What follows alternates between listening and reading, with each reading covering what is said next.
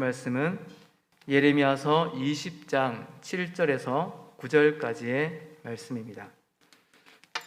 구약 성경 1082면에 있는 예레미야서 20장 7절에서 9절까지의 말씀입니다. 예레미야 20장 7절에서 9절 말씀, 구약 성경 1081면에 있습니다. 말씀을 찾으신 줄 알고 함께 말씀을 읽겠습니다. 함께 한 목소리로 말씀을 합독하여 읽도록 하겠습니다. 말씀 읽습니다. 여호와여, 주께서 나를 건류하심으로 내가 그 건류를 받았사오며 주께서 나보다 강하사 이기셨으므로 내가 조롱거리가 되니 사람마다 종일토록 나를 조롱하나이다. 내가 말할 때마다 외치며 파멸과 멸망을 선포함으로 여호와의 말씀으로 말미암아 내가 종일토록 치욕과 모욕거리가 됨이니이다. 내가 다시는 여호와를 선포하지 아니하며 그의 이름으로 말하지 아니하니라 하면 나의 마음이 불붙는 것 같아서 골수에 사무치니 답답하여 견딜 수 없나이다. 아멘. 박성규 목사님 나오셔서 불꽃이라는 제목으로 말씀 전하실 때 은혜의 시간 되시기 바랍니다.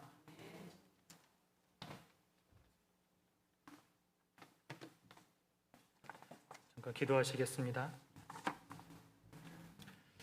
참 좋으신 하나님, 오늘도 이 시간 주님의 은혜를 사모합니다. 이 어렵고 어두워져가는 세상에서 오늘 주님의 심정에서 나오는 말씀을 우리에게 들려주셔서 우리가 힘을 얻고 더 밝아지게 하여 주시옵소서. 사람의 모습은 감춰주시고 오직 주님의 은혜만 있는 시간이 되게 하여 주시옵소서. 예수님의 이름으로 기도합니다. 아멘.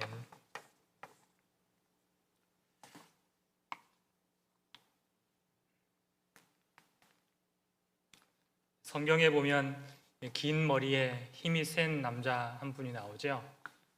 누구신 줄 알겠습니까? 네, 삼손입니다. 이스라엘의 왕이 없을 때에 특별히 하나님께서 세우신 사사 중에서 우리가 가장 많이 알고 있는 사사가 바로 삼손이 아닌가 싶습니다.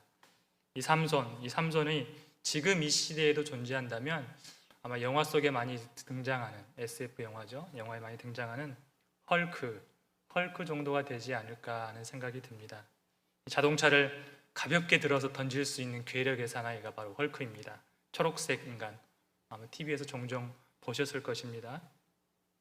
삼손이 그 정도의 위력을 갖고 있지 않았나 하는 생각이 듭니다. 골리앗과도 비교되지 않을 정도의 엄청난 힘을 소유했던 사람이 바로 삼손이지요. 삼손 당시 이스라엘의 원수는 블레셋이었습니다. 그런데 삼손이 이 원수의 나라인 블레셋의 한 여인을 사랑하게 되지요. 그렇게 삼손이 블레셋과 어울리다가 이제 그들에게 속임을 당하고 말아요. 그리고 자기가 사랑했던 여인도 빼앗기게 되고 맙니다. 그래서 이 삼손이 너무나 화가 나가지고 어떻게 했냐면 들로 나가가지고 여우를 잡아요. 여우를 잡아가지고 2마리씩 꼬리를 묶습니다. 꼬리에다가 횃불을 다는 불을 붙이는 거예요. 그리고 이 여우를 어디로 몰아갔겠어요? 블레셋으로 몰아가는 거예요. 블레셋의 들판으로 몰아가는 거예요. 그래서 이 여우들이 블레셋의 온 들을 종횡무진 돌아다니면서 그곳을 다 불바다로 만드는 거예요. 모든 곡식들, 블레셋의 모든 농원들이 다 불타버린 것이죠. 이 이야기에서 우리가 여우에게 주목해 보기를 원합니다. 우리는 여우의 꼬리에 불이 붙었을 때 여우들은 전혀 새로운 존재가 된다는 사실을 볼 수 있습니다. 불이 붙기 전에 이 여우는 그저 들판에서 돌아다니면서 자기의 음식을 구하는 그냥 작은 생물에 불과했습니다. 그런데 이 삼손에게 붙잡히고 나니까 꼬리에 불이 붙여가지고 블레셋의 온 들판을 불바다로 만드는 여우가 된 것입니다. 여우가 삼손의 강한 손에 붙들리면서 온 지역을 불바다로 만들 강력한 무기가 된 것이죠.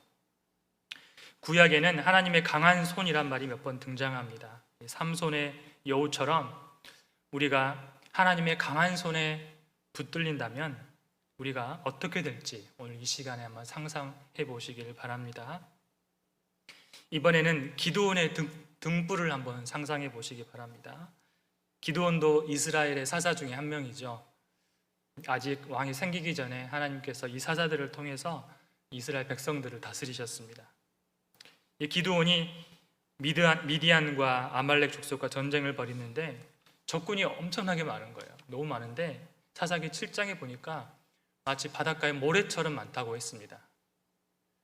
영화 반지의 제왕을 보신 분이 있다면 그 영화 속의 오쿠 군대, 그러니까 괴물 군대가 어떻게 쳐들어오는지를 상상해 보시면 이해가 될 수 있을 것 같습니다. 그런데 그 반면에 기드온의 군대가 몇 명이었습니까? 300명이었죠. 정말 상상할 수 없는, 서로 대적할 수 없는 그런 군대인데, 이 300명의 군대가 어떤 무기를 갖고 있었냐면 나팔과 등불을 가지고 있었어요. 횃불을 가지고 있었어요. 도저히 상대가 안 되는 전쟁으로 보였습니다. 하지만 기드온의 군대가 나팔을 들고 또 횃불을 들고 이렇게 외치는 거예요. 하나님의 칼이다. 기드온의 칼이다. 이렇게 외치니까 이 적군들이 놀라서 스스로 막 싸우기 시작한 거죠. 그러다가 자멸하고 이스라엘이 가볍게 그 전쟁에서 승리하게 되었습니다. 이 이야기에서처럼 우리도 누구에게 붙들리느냐에 따라서 우리도 전혀 다른 인생을 살게 됨을 짐작할 수가 있습니다. 우리는 하나님의 손에 붙들린 사람이 되기를 소망합니다. 혼자 살아가는 사람은 없습니다. 사람은 항상 누군가에 기대고 무엇인가에 항상 영향을 받고 살아가고 있습니다. 이런 의미가 담긴 시가 있습니다. 정현종 작가가 쓴 비스듬이라는 시가 있는데요.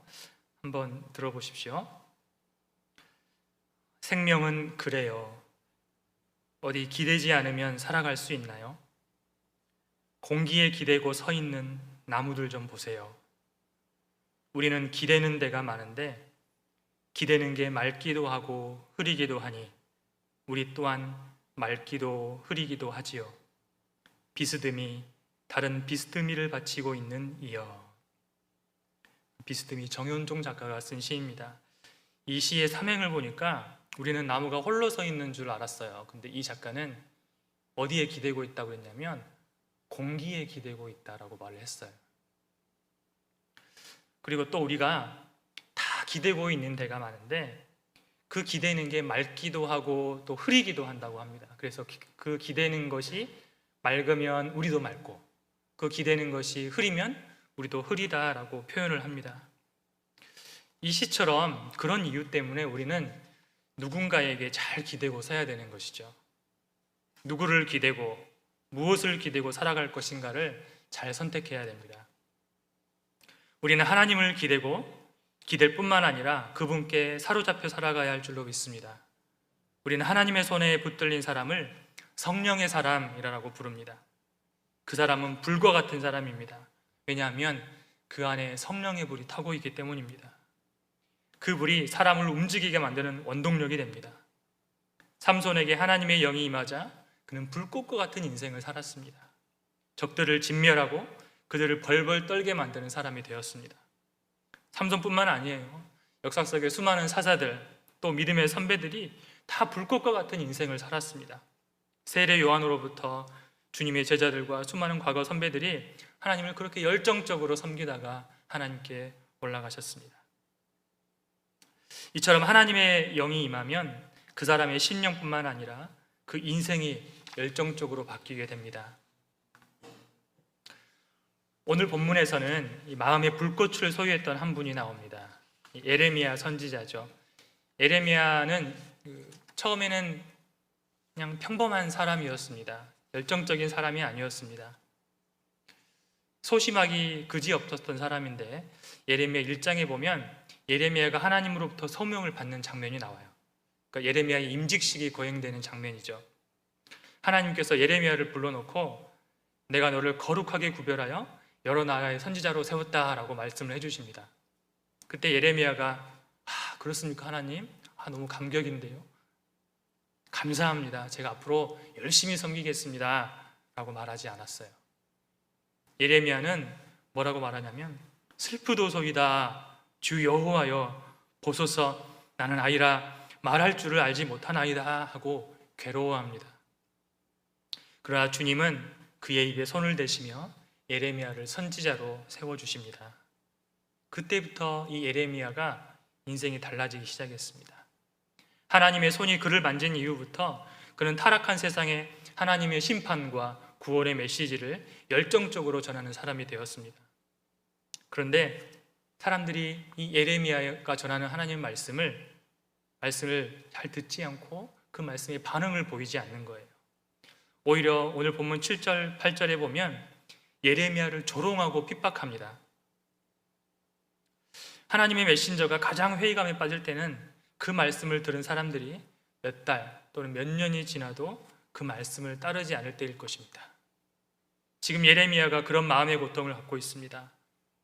하나님은 나에게 온 세상을 구원할 메시지를 주신 줄 알았는데 오히려 그 말씀 때문에 자신이 조롱거리가 되었고 또 세상은 변화가 없었기 때문에 하나님이 나를 속였습니다 라고 원망하려고 합니다.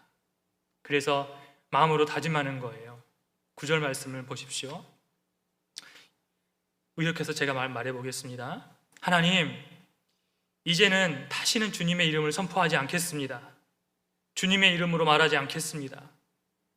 그런데 그럴 때마다 주님의 말씀이 나의 심장 속에서 불처럼 타올라 뼛속까지 타들어가니 나는 견디지 못하고 그만 항복하고 맙니다 라고 고백을 하게 됩니다.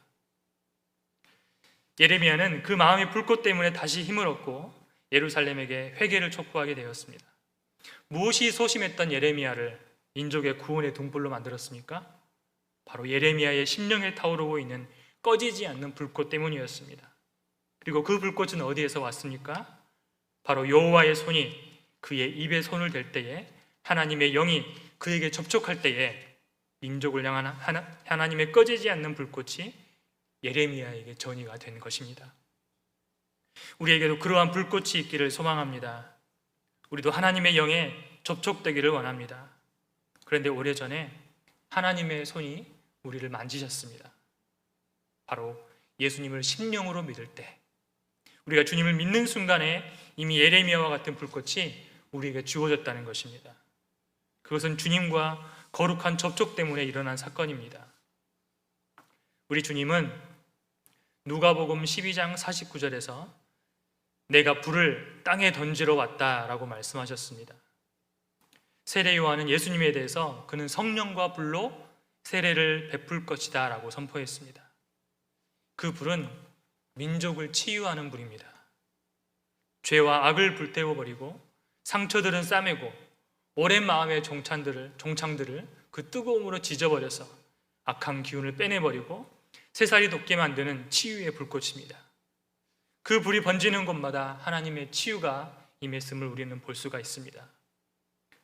주님은 이 땅에 불을 붙이기를 원하시고 그것 때문에 이 땅에 오셨습니다. 주님은 죄와 악으로 물든 이 땅을 깨끗하게 소멸하기를 원하십니다. 그리고 완전히 소유하기를 원하십니다. 그것을 소멸의 불이라고 부릅니다. 또한 우리는 그것을 부흥이라고 부릅니다. 오순절 다락방 이후로 지금도 그 불은 계속해서 타오르고 있습니다. 그런데 지금까지 그 부흥의 불은 국지적이었습니다. 그러나 주님은 온 세계가 성령의 불로 타오를 커다란 부흥을 원하고 계십니다. 물이 바다를 덮음같이 여호와의 영광을 인정하는 것이 세상에 가득하기를 원하고 계시죠. 그래서 주님은 제자들에게 오직 성령이 너희에게 임하시면 너희가 권능을 받고 예루살렘과 온 유대와 사마리아와 땅끝까지 이르러 내 증인이 되리라 라고 말씀하셨습니다. 지금도 제자들은 세계 곳곳으로 나가며 성령의 불을 이 땅에 붙이고 있습니다. 과거의 수많은 부흥의 역사들을 우리는 잘 알고 있습니다. 지금도 몇몇 도시에서는 작은 부흥의 불꽃들이 타고 있습니다. 그러나 과거처럼 나라 전체를 태우는 부흥을 보기는 힘이 듭니다. 인류는 끊임없이 다시 태어나고 있습니다. 이제 우리나라에도 평양 대부흥 이후에 100년이 넘는 시간이 흘렀습니다. 한 세기가 흘러간 것이죠. 지금 새로운 세대가 이제 하나님의 부흥을 기다리고 있습니다. 저 북녘 땅에는 수많은 성도들이 다시 불타오르기를 간절히 기다리고 있습니다. 하나님께서 얼마나 성결하게 준비하고 계시는지 모릅니다. 우리 남한 땅에도 하나님을 경험해 보지 못한 오고 오는 세대에도 이 거룩한 불꽃이 붙어야만 합니다. 그것이 하나님의 뜻입니다. 하나님은 그 불을 지금 우리가 붙이기를 원하고 계십니다. 우리 안에 타오르고 있는 불꽃을 등경 아래에 가두어 두는 것이 아니라, 소중히 싸매어 감추는 것이 아니라, 덮어두는 것이 아니라, 죄악에 간영한 세상에, 또 블레셋의 영들이 짓밟고 있는 그 땅에 여호와의 불꽃을 던지기를 원하고 계십니다. 우리 안에 있는 불씨, 이 불씨는 마가의 다락방에 내렸던 불과 똑같은 불입니다.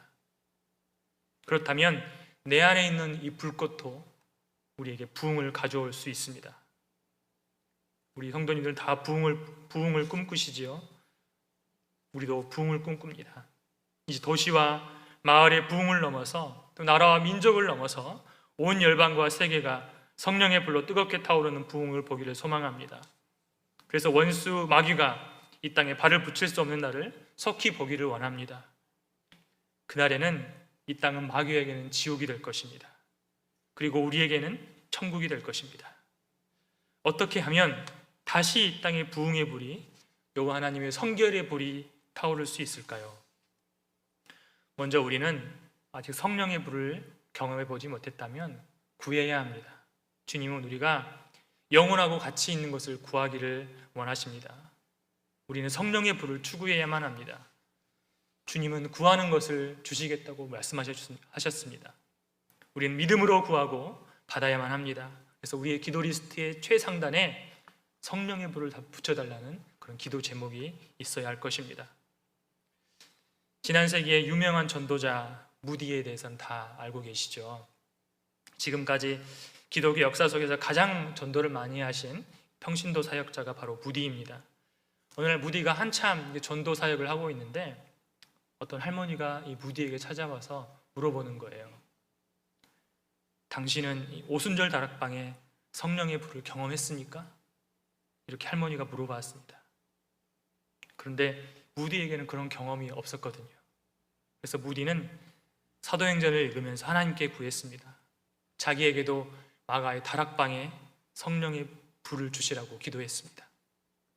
어느 날 마차를 타고 가는데 무디에게 갑자기 하늘에서 성령의 불이 임한 거예요. 주님이 임재하여 주시는 거예요. 그때 얼마나 강하게 성령의 기름 부으심이 임하셨는지 무디는 하나님 그만요, 그만, 이러다가 제가 죽겠습니다 라고 기도를 했다고, 소리를 질렀다고 합니다. 그 후로 무디는 능력의 사역자가 되어서 수많은 사람들을 전도하게 되었습니다. 우리도 이러한 불을 소유하기를 원합니다. 아볼로처럼 성령을 모르고 사역하는 것이 아니라 바울처럼 성령의 능력으로 그분의 열정이 이끄시는 대로 살아가야 할 것입니다. 주님은 우리가 구하면 반드시 주시는 분이십니다. 성령의 불을 추구하는 성도님들이 되시기를 간절히 소망합니다.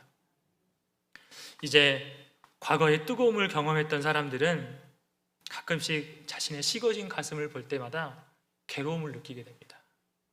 가슴에 불이 사라진 것 같아서 슬퍼할 때가 있습니다.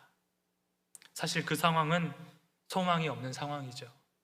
아예 다 불이 꺼져버린 사람은 아무 의식 없이 살아가거나 다른 불이 붙어가지고 육신에 속한 사람처럼 살아가게 됩니다.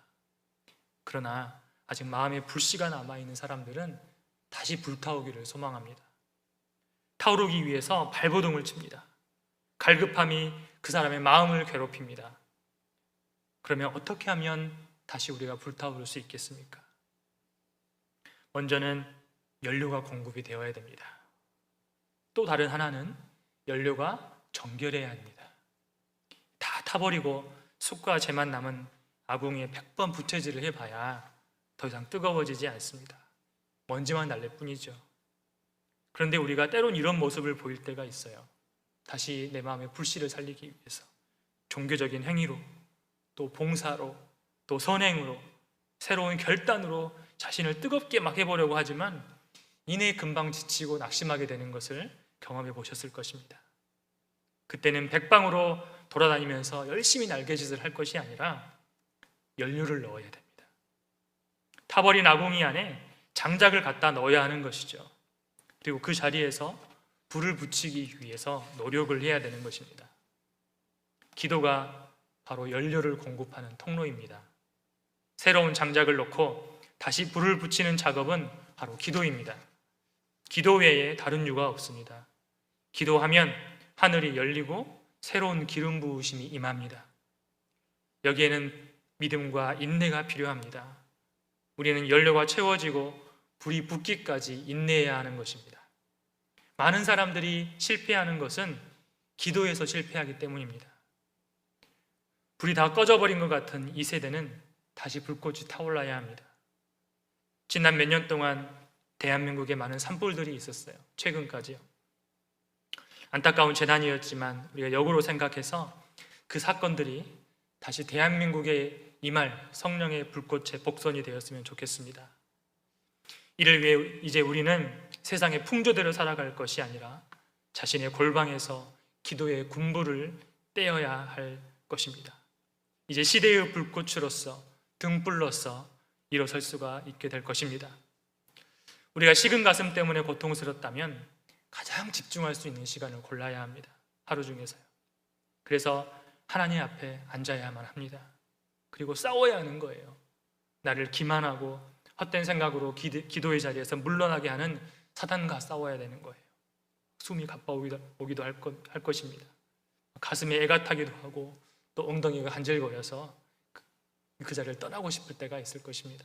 그러나 그 자리를 인내로 채워야만 합니다.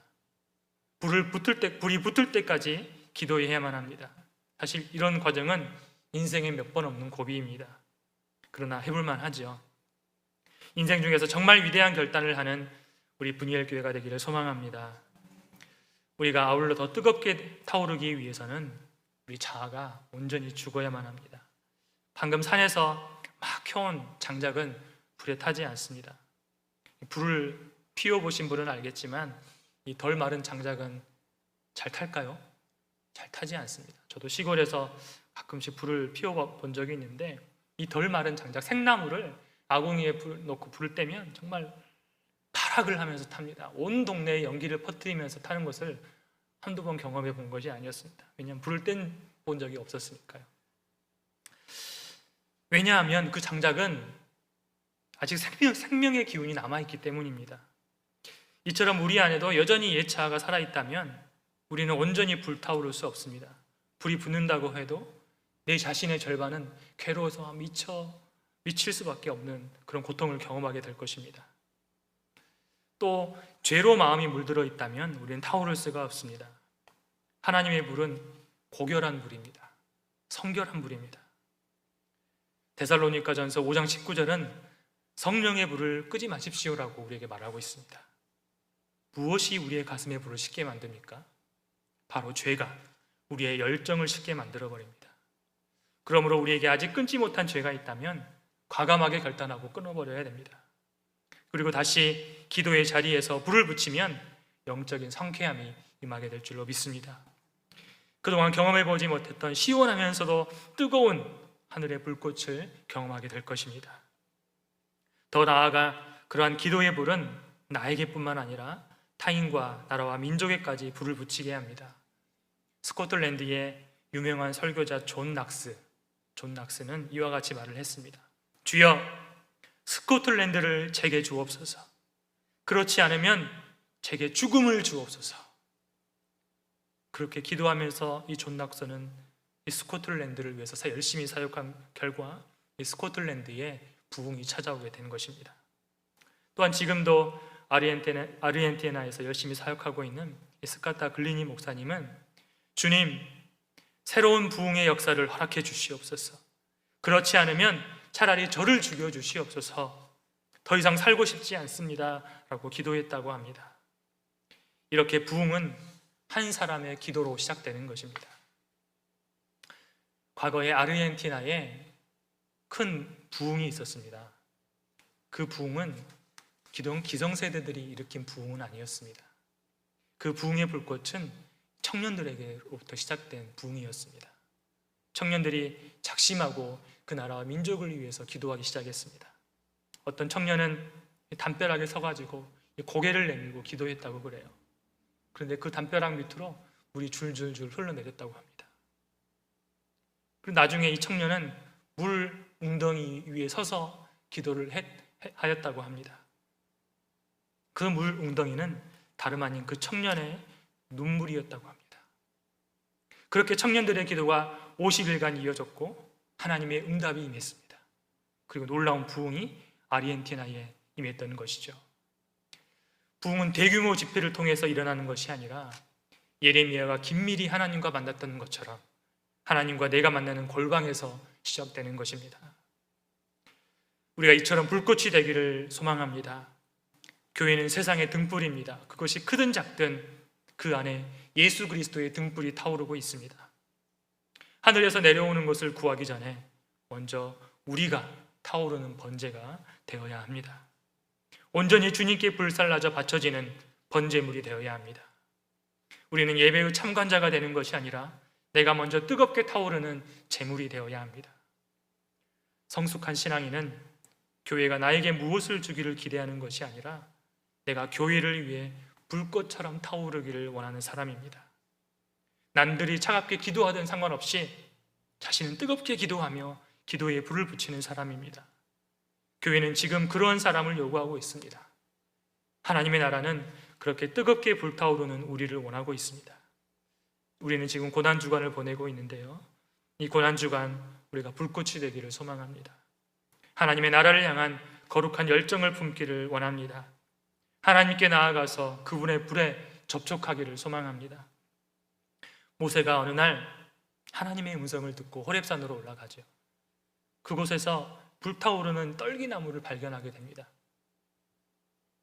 그리고 그 앞에서 하나님의 소명을 받고 민족을 구원하는 리더가 되었습니다. 모세는 비록 그 떨기나무 불에 접촉하지는 못했습니다. 하나님께서 허락하지 않으셨습니다. 그렇지만 우리는 이제 예수 그리스도의 피로 말미암아 그 불이 우리에게 허락되었습니다.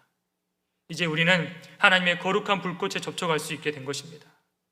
그 불꽃을 마음에 품고 살아가는 우리가 되기를 소망합니다. 그분께 올인하면 혹시 내 인생이 재미가 없어질까? 아니면 다 타버리고 죄만 남게 되지 않을까 하는 걱정스러운 마음이 생길 수도 있습니다. 그러나 모세가 보았던 떨기나무를 한번 생각해 보십시오. 분명히 성경은 떨기나무에 불이 붙었으나 타지는 않았다라고 말씀하고 있습니다. 우리가 우리의 인생을 하나님께 드리면 아무것도 잃을 것이 없고 사라질 것이 없습니다. 오히려 더 영화로운 인생을 영원토록 영위하게 될 것입니다. 하나님은 지금 하나님의 불에 접촉되어 온 세상에 불을 붙일 불꽃 같은 사역자를 찾고 계십니다. 주님은 시편 104편 4절에서 하나님은 바람을 자기 사신으로 삼으시고 불꽃으로 자기 사역자를 삼으신다라고 말씀하셨습니다. 이처럼 우리 브니엘의 어린아이로부터 장년, 노년에 이르기까지 모든 성도님들이 하나님의 불꽃 같은 사역자가 되기를 간절히 소망합니다. 모세가 아니라 이제 모세 앞에서 온전히 불타오르던 떨기나무가 되기를 소망합니다. 요즘 사람들을 만나보면 무기력증을 많이 호소합니다. 특별히 젊은이들은 스스로를 게으른 것 같다라고 묘사하는 적이 종종 있습니다. 그런데 매튜 폭스의 글에 이런 말이 있었습니다. 게으름을 치유하는 처방은 부지런함이 아니다. 게으름을 치료하는 처방은 단순히 부지런해지자라는 결심만으로 되지 않는다. 그는 이렇게 말합니다. 게으름의 가장 적절하고 유일한 처방은 당신 안에 있는 불꽃을 발견하는 것이다 라고 말이죠. 어쩌면 지금 이 자리에도 무기력증 때문에 괴로워하고 있는 분이 계실지도 모르겠습니다. 낙심하고 지쳐있는 예레미야가 다시 일어설 수 있었던 것은 자기 심령 안에 불타오르고 있는 불꽃 때문이었습니다. 우리도 우리 안에 이 불꽃을 발견하기를 원합니다. 기억이 나지 않는다면 하나님의 불을 구하면 되는 것입니다.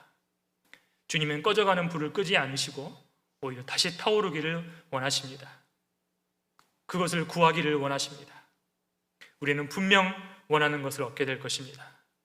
왜냐하면 그 불꽃은 나에게도 또 하나님께도 하나님 나라에도 필요한 것이기 때문입니다. 우리가 하나님의 뜻을 따라 불꽃 되기를 간절히 결단하며 구한다면 개인과 가정과 교회에 그리고 나라와 민족 위에 반드시 부흥의 불꽃이 임할 줄로 믿습니다. 주님의 불이 임하면 나는 한없이 작아져 보일 것입니다. 나의 상처와 아픔도 당연히 작게 느껴질 수밖에 없을 것입니다. 내가 치료가 되고 있다는 증거죠. 우리가 이 고난주간 그 불로 한껏 뜨거워지기를 소망합니다. 그 불꽃으로 인해서 나는 완전히 죽고 예수로 다시 살아나는 부활절을 맞이하기를 소망합니다. 그래서 이 마지막 시대에 불꽃같이 타오르는 우리 분이엘 교회가 되기를 간절히 소망합니다. 기도하시겠습니다.